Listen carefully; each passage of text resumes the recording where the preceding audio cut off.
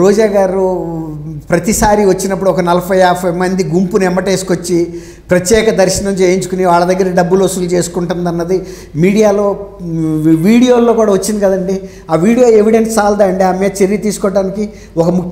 ఒక మాజీ మంత్రి లేకపోతే ఒక శాసనసభ్యురాలు అదే జిల్లాకు చెందిన అయితే ఆమె రావాలి, ఆమె కుటుంబ సభ్యులు ఒకళ్ళో ఇద్దరు రావడానికి ప్రోటోకాల్ అనుమతిస్తుంది. అంతేగాని వచ్చినప్పుడల్లా పెద్ద గుంపుని వేసుకొచ్చేసి వాళ్ళ దగ్గర వసూలు చేసేసుకుని చేసిన వీడియోలు ఇవ్వ. ప్రైవేటు ప్రసార మాధ్యమాలకు సంబంధించిన వీడియోలు ఉన్నాయి.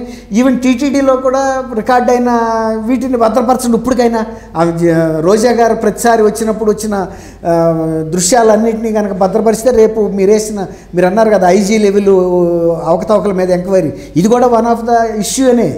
ఆమె పూర్తిగా దుర్వినియోగం చేస్తే అనుకున్న పరపతిని ఇవాళ ఇతరుల గురించి మాట్లాడుతుంది వచ్చి.